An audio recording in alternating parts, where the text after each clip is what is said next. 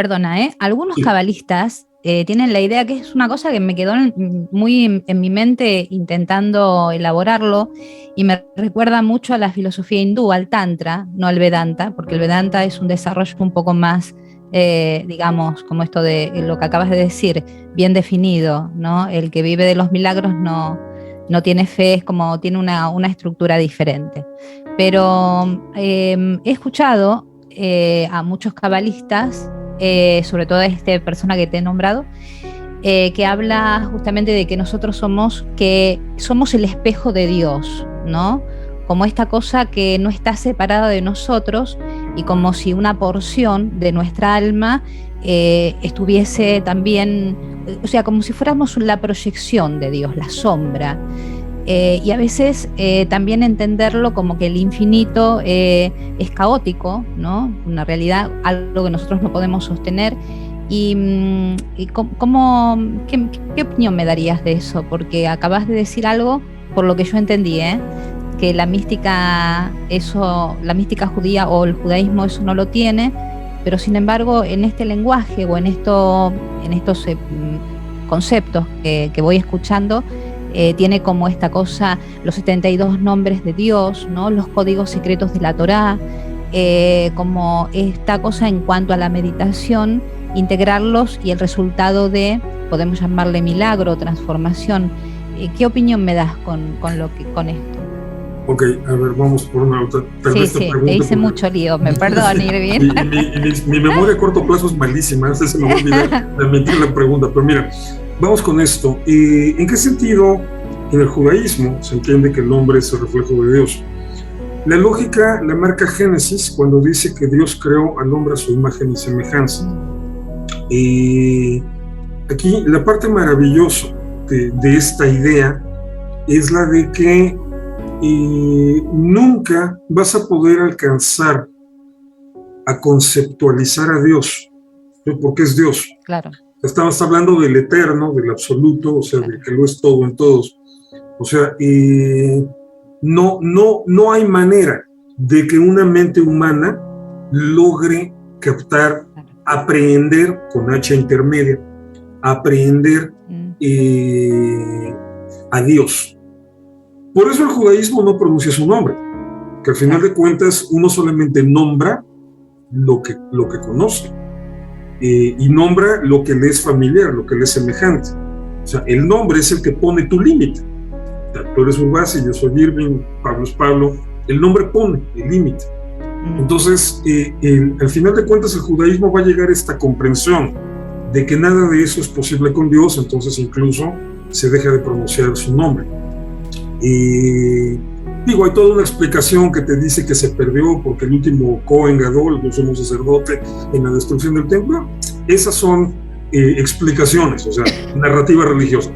La realidad es que al final de cuentas el judaísmo entendió que si realmente piensas en Dios como Dios, no lo puedes ni siquiera mencionar. O sea, no cabe en tu idioma, no le cabe a tu lenguaje. Punto. Ahora, pero entonces, ¿cómo amamos a Dios? ¿Cómo reflexionamos sobre Dios? ¿Cómo nos relacionamos con Dios? ¿Cómo estamos seguros de que estamos haciendo lo que es correcto delante de Dios? La Torah establece el parámetro. Dice, bueno, a Dios no lo podemos realmente ver o percibir en su plenitud. Bueno, podemos tener destellos. Para eso están los místicos, ¿no? Para tener esos flashazos de iluminación. Pero son flashazos. O sea, no es la luz prendida ahí todo el tiempo que la podamos ver, medir. O sea, la luz y la oscuridad, y esto es muy de la Kabbalah, tienen algo en común. No puedes ver. Si la oscuridad es absoluta o la luz es absoluta, no puedes ver. Entonces, ok, qué linda la contemplación. O sea, ese momento en que tienes ese contacto con esa luz, seguro que la experiencia es deliciosa, pero luego, cuando regresas al mundo terrenal y te tienes que comportar de una u otra manera, ¿cómo saber si estás haciendo lo correcto delante de Dios? Bueno, tenemos un parámetro, tenemos un reflejo de Dios, que somos los seres humanos, porque somos la imagen y semejanza de Dios. Por eso el judaísmo es una religión que se va a enfocar en el aspecto ético, no en el aspecto teológico, porque lo que va a intentar resolver es, bueno, si al final de cuentas Dios no nos va a hablar por teléfono ni nos va a mandar un email para decirnos van bien, van mal, arreglen acá, arreglen allá. Lo que sí podemos hacer es estudiar a fondo o estudiar siempre nuestra relación entre nosotros mismos e ir descubriendo y construyendo lo que es mejor. Y eso es lo mejor delante de Dios también, porque imagen y semejanza somos de Dios. Entonces, este es el concepto, digamos, elemental, y es el concepto del que parte la Kabbalah para hablar del ser humano también como reflejo de Dios, para hablar de lo divino que hay en nosotros y no lo humano que hay en Dios. No es tanto eso, sino la necesidad, o más bien el hecho de que lo único que tenemos para conocer a Dios es lo humano.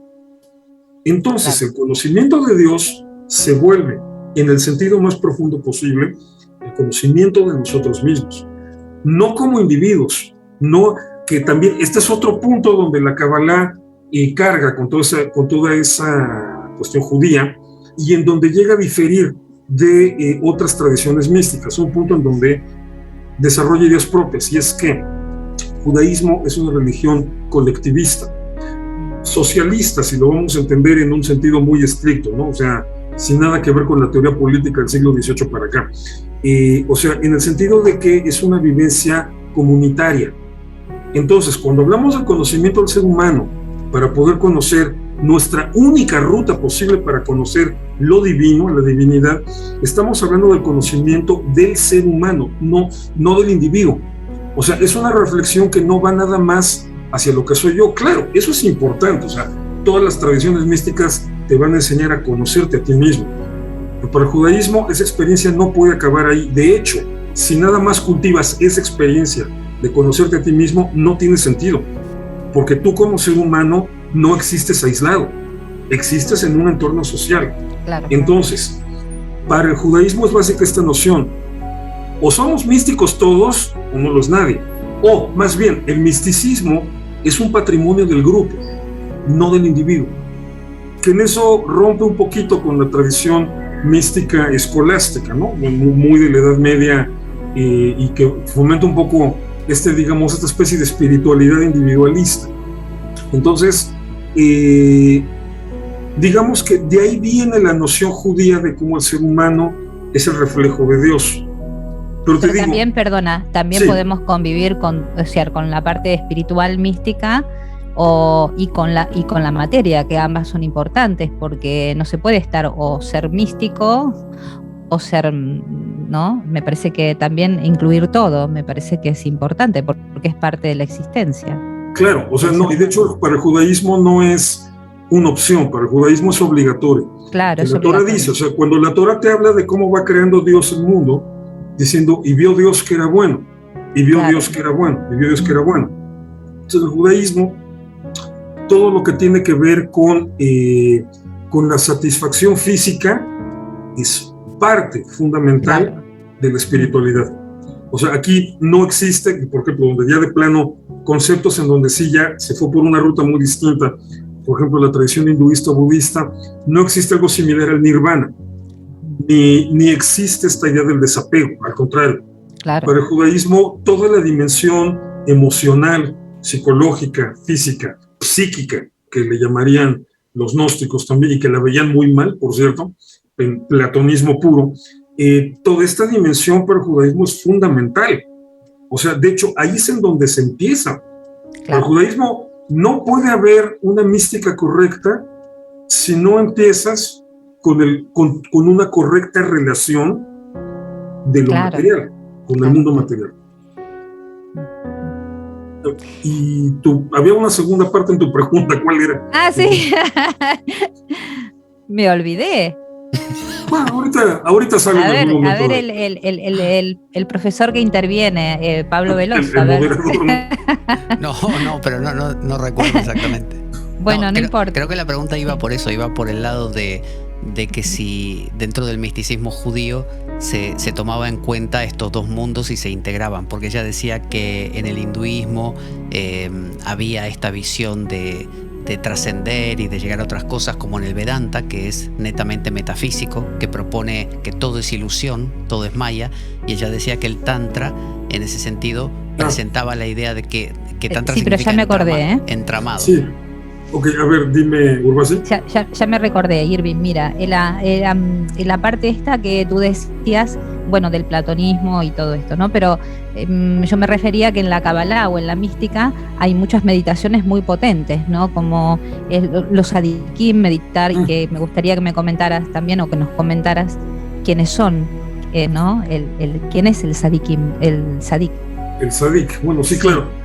Bueno, sí, perdón, ya me acordé de lo del tantra y lo del Sí. El judaísmo definitivamente es más tántrico en ese sentido, ¿no? O sea, no es el mismo concepto. Digo, no llegamos al nivel de escribir algo como el Kama Sutra. Se escribió el Cantar de los Cantares, que va por ahí. No, pero no me refería a eso, la filosofía tántrica. Pero tiene que ver, porque al final de cuentas es parte de la dimensión física, ¿no? De lo más físico, de hecho, porque tiene que ver con el cuerpo. Traído a Occidente, sí. Exacto, con el cuerpo mismo. Pero el judaísmo sí, en ese sentido, tiene más afinidades con la visión tántrica que con la otra, ¿no? Verántica se diría, ¿no? No me sé las declinaciones. El Vedanta, sí. El Vedanta. No me sé las declinaciones en español de esos términos en inglés. Pero bueno, entonces... ahora, claro, eso te digo, no limita el cultivo de la espiritualidad del judaísmo. Y pues por supuesto, en el judaísmo, como en todas las culturas, de cuando en cuando se aparece una persona con cualidades místicas fuera de lo normal. Y bueno, marcan historia, marcan una época, ¿no? Probablemente los dos más importantes en el siglo XX, son las dos figuras que dominan el siglo XX en este sentido, son respectivamente un rabino ashkenazí y uno sefaradí. Un gran líder, digamos, social, en el sentido de un líder de su comunidad judía muy importante, que, digamos, su trascendencia estuvo marcada por este liderazgo comunitario, pero que aparte fue un gran místico. El otro, bueno, un místico de proporciones descomunales, que en el caso del judaísmo ashkenazí, este gran líder comunitario fue el Rebbe Menachem Mendel Schneerson. Simplemente se le conoce como el Rebbe, así, o sea, cuando te hablan nada más de el Rebbe se refieren a él, que es el gran líder del movimiento Chabad Lubavitch. Y en el mundo sefaradí, el gran cabalista del siglo XX es el rabino Yitzhak Kaduri, un rabino iraquí. Ahora, pues ellos son dos personas que viven en otra dimensión, literalmente, ¿verdad? Viven en otro nivel de percepción. Claro. Y bueno, de cuando en cuando siempre van a aparecer este tipo de personajes, ¿no? Ahora, es evidente por el testimonio que ellos mismos dejan y las enseñanzas que ellos mismos dejan, que sí existe toda esta dimensión de la meditación, por supuesto, la meditación cabalística, este cultivo de tu propia espiritualidad. Pero el punto siempre es entender que en la lógica judía, este cultivo no tiene sentido, no tiene razón de ser si no se integra, si no es parte de una vida comunitaria. Claro. Y no me refiero a que convivas todo el tiempo con otra gente que también por su cuenta lo cultiva, no, al contrario, al contacto permanente, la relación permanente hasta con los que no tienen un interés nulo en estos temas, porque también son parte de tu comunidad, también son parte de tu realidad. Entonces, tal vez ahí la pizca para entenderle a por dónde va el rollo de la meditación cabalística es siempre entender que tienes que aterrizarlo a lo que implica la vida con tu comunidad. Y en este punto no importa si eres judío o no, o si estás rodeada de judíos o no. O sea, es con tu realidad, con tu entorno, con el vecino, con los amigos de la escuela, los papás de los papás de los amigos de tus hijos. O sea, ese entorno a veces amable, a veces difícil, a veces divertido, a veces insoportable, con lo que convives todo el tiempo, pues esa es tu realidad. Y eso es parte de tu espiritualidad. Entonces, ¿qué es un tzadik en este sentido? O sea, un tzadik es, bueno, lo fácil es traducir nada más y decir que es un hombre justo, ¿no? Bueno, ¿qué significa justo en esta situación? En la definición más terrenal, pues es una persona que hace lo correcto y sobre todo que juzga las cosas de la manera correcta. Pero ya en un sentido místico, el tzadik es alguien que le trae equilibrio al mundo. O sea, el tzadik en la tradición judía se le menciona siempre como el que sostiene al mundo, o sea, según la tradición cabalística, esto por supuesto es metafórico. Hay 36 tzadikim en todo el mundo, 36 tzadikim ocultos, que son los que sostienen el mundo. Obviamente a lo que se refiere es que las personas de buen juicio, y ya no estoy hablando nada más de buen juicio en lo más inmediato, en lo cotidiano, ¿no? Sino ya cuando hablamos del buen juicio a nivel profundo, son las que le traen equilibrio al mundo. Interesante porque ya no es un discurso moral, ya no es un discurso ético, no es el discurso del pórtate bien, o tienes que ser un santo. Claro. Es algo más complicado, es el discurso de tienes que tener equilibrio. O sea, si todo está demasiado en paz, pues lo tienes que equilibrar hacia el otro lado, ¿no? O sea, tienes que meter discordia, o sea, tienes que meterle dinámica, movimiento, más bien. Entonces, la figura del tzadik es una figura muy difícil, digamos, de reducir a un tzadik que es A, B, C, D, F, G. O sea, porque no, o sea, depende de en dónde y en qué lugar. El tzadik es básicamente eso, o sea, el factor que genera equilibrio en el mundo. Esto implica que que pone el contrapeso de lo que está corriendo el riesgo de volverse dominante en un nivel que no debe ser dominante. No, la bronca es, bueno, ¿y eso qué es? ¿Cuándo podemos decir que el amor está llegando a un nivel que no debe ser dominante? No sé, yo no sé. O sea, en cada persona es distinto, en cada familia es distinto, en cada comunidad es distinto, en cada momento de la historia es distinto. Entonces, esa es la parte compleja del tzadik. O sea, que el tzadik es el que en su momento y en su lugar le devuelve el equilibrio al entorno, ¿no? Entonces, por eso también se dice que el tzadik, siguiendo con este lenguaje metafórico o simbólico, que el tzadik expía las culpas de su generación. O sea, no significa que por el tzadik Dios perdona los pecados de la humanidad. Dios no necesita digamos, un pretexto para perdonar los pecados de la humanidad. En Isaías 43, 23 al 25, él lo dice de una manera muy gráfica. Yo soy el que perdona tus pecados por amor de mi nombre. O sea, pretextos no necesita Dios. La intervención o la intercesión de un tzadik tampoco. Eso lo hace él por amor de su nombre. El punto más bien es que el tzadik, al devolver el equilibrio o al provocar el equilibrio en la dinámica de una comunidad, en su influencia benéfica elimina las consecuencias del pecado. El pecado entendido como ¿qué? ¿Qué es el pecado en el judaísmo? Digo, en el judaísmo el pecado no es nada más esta idea de rebelarme contra Dios. El pecado es eminentemente el daño que le causas a tus semejantes. O sea, esa es la noción fundamental de pecado en el judaísmo. Entonces, expiar los pecados implica equilibrar el entorno para que las consecuencias del daño que ya se hizo se reduzcan y para que se deje de hacer daño. Entonces, otra vez estamos hablando del sentido comunitario. O sea, y lo impresionante, a mí me encanta, digo, aunque yo no soy místico, no es mi línea, pero me encanta cómo el judaísmo, al final de cuentas, te inculca que la propia mística, que el trabajo de una persona sobre su propia espiritualidad siempre tiene que estar enfocado hacia eso. Que si no, un sabio judío te diría, es que si no lo enfocas a eso, a equilibrar el entorno en el que vives, ¿para qué quieres ser espiritual?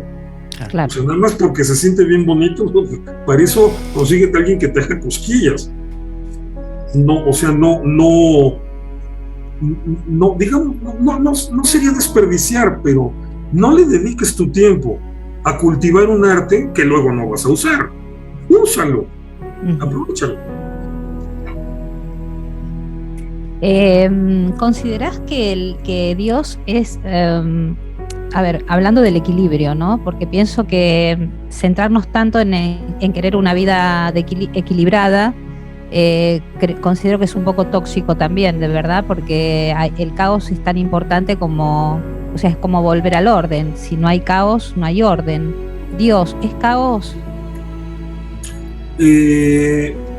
Bueno, sí, claro que sí. O sea, ahí está Génesis 1:1. En el principio creó Dios los cielos y la tierra, el principio creador de todo. Y la tierra estaba desordenada y vacía. O sea, claro.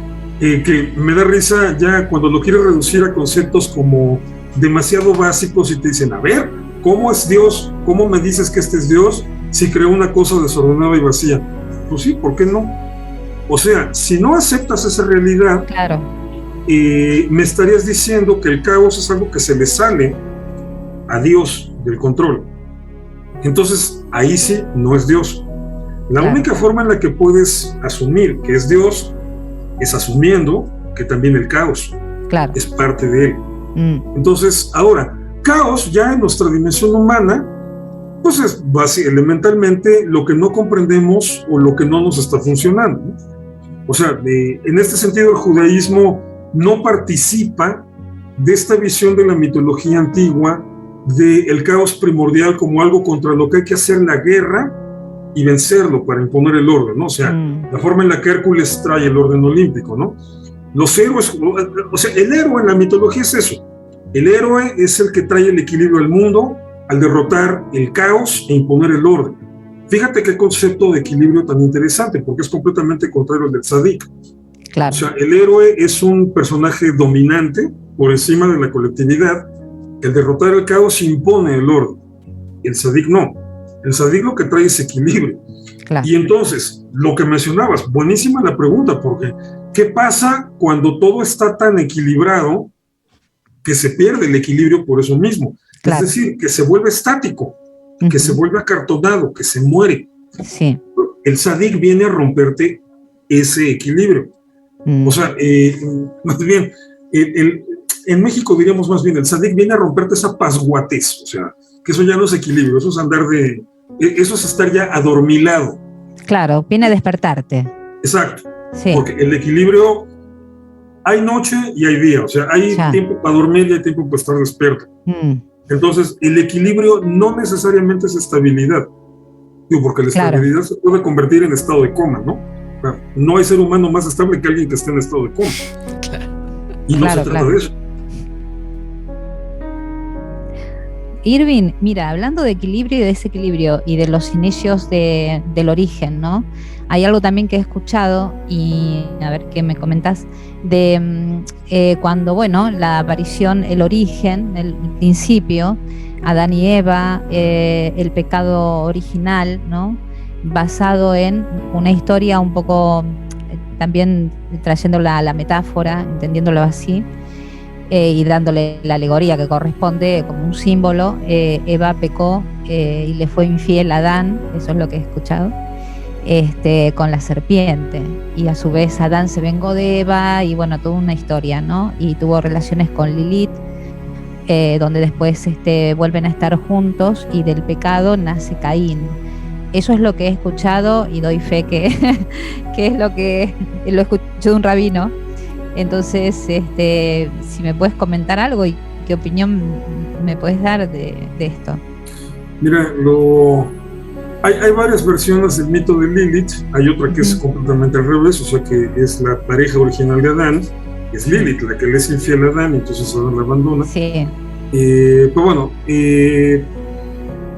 o sea, aquí obviamente lo que hay que entender es que no es una historia literal, o sea, no es una bitácora del origen de la humanidad. Lo fascinante de estas historias es que estamos hablando de siglos antes de que se inventara la psicología ya como la entendemos hoy. Es la forma en la que sabios judíos explicaron las energías ocultas que hay en nosotros. O sea, lo verdaderamente terrorífico de Lilith es que somos nosotros, es que está dentro de nosotros. O sea, toda esta lucha que se da entre Adán, bueno, son 5 ahí peleándose, ¿no? O sea, Adán, la serpiente, Eva, Lilith y Dios. Ya luego va a entrar Caín también, Caín y Abel. Pero todo lo que representan ellos es lo que está dentro de cada uno de nosotros como seres humanos. Y por lo tanto, en el momento que lo llevamos a la dimensión social, también son las energías que están presentes en nuestras dinámicas sociales. Entonces, es lo que hay que entender. O sea, lo que hicieron y deshicieron Adán, Eva, Lilith, la serpiente, etcétera, no es algo que ocurriera en la antigüedad, es algo que está ocurriendo todo el tiempo. Claro. Es algo que ocurre día con día en nuestro cerebro, en nuestras emociones, en nuestro entorno.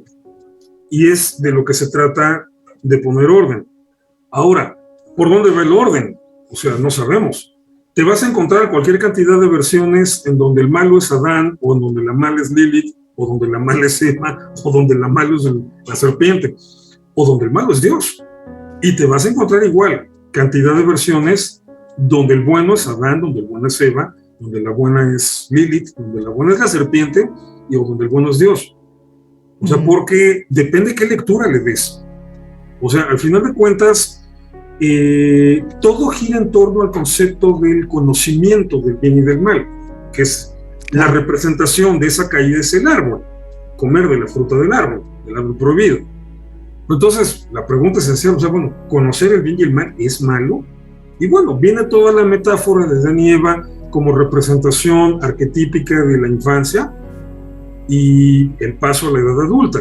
¿Sí? O sea, ¿cuál es el paso a la edad adulta? Bueno, pues tú ya te tienes que poner a trabajar y tú ya tienes que tener hijos. O sea, una idea muy lógica de la gente de la antigüedad, o sea, de la gente del neolítico, literalmente.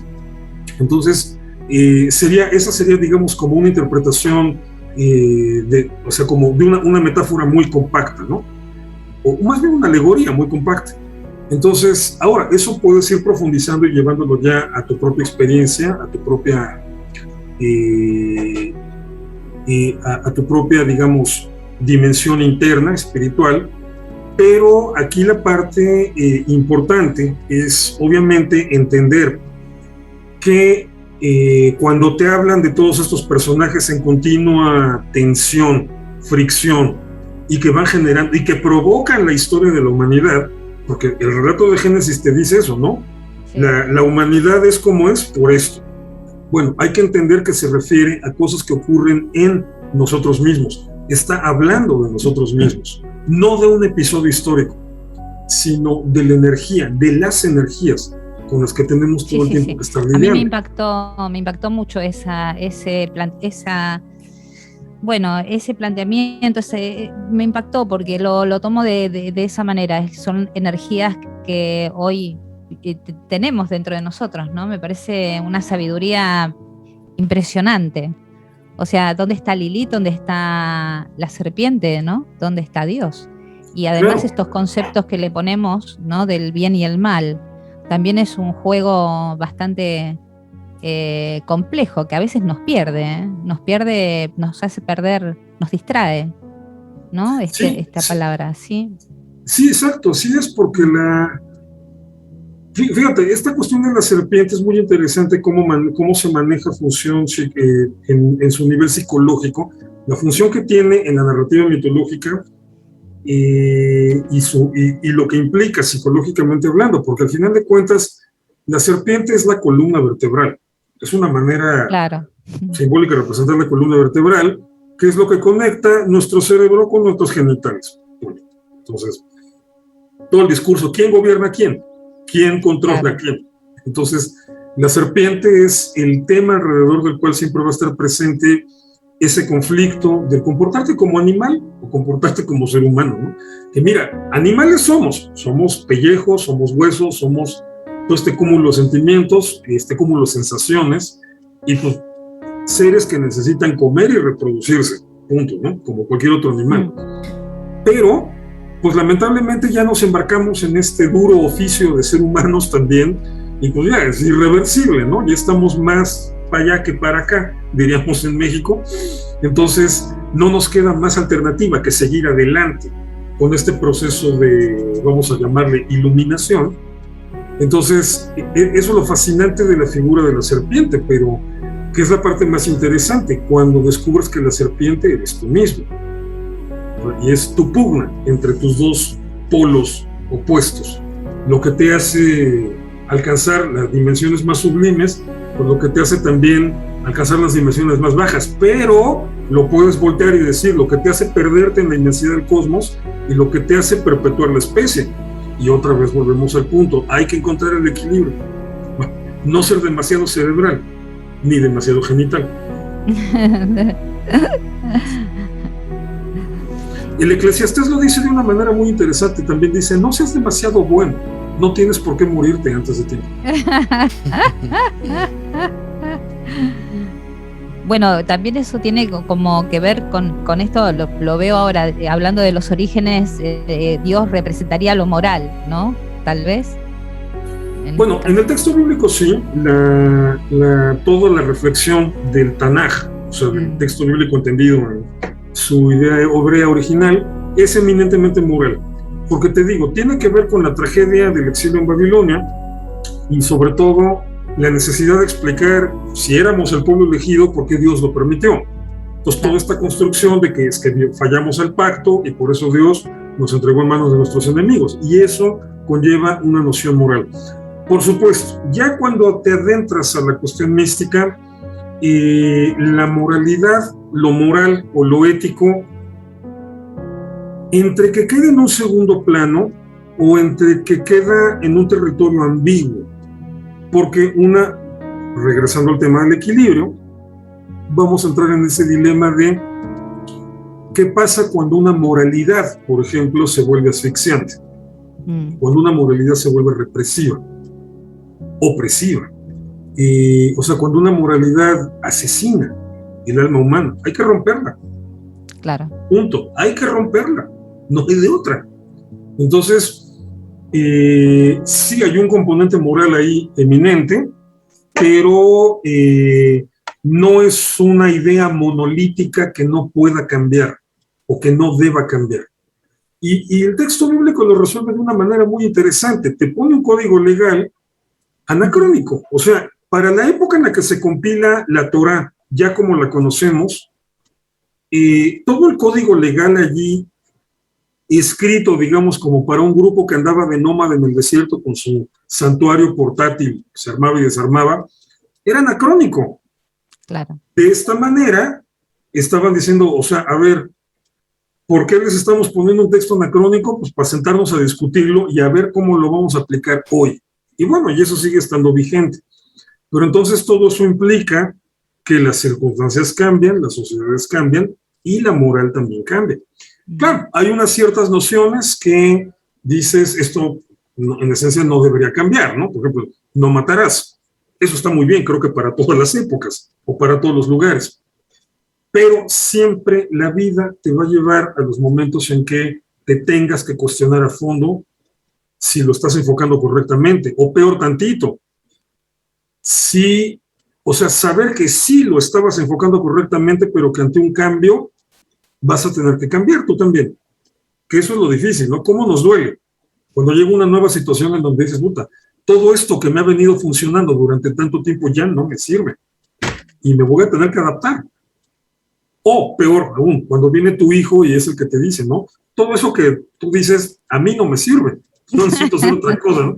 Duele un poco más cuando pasa así, ¿no? Pero bueno, ni modo, así pasa.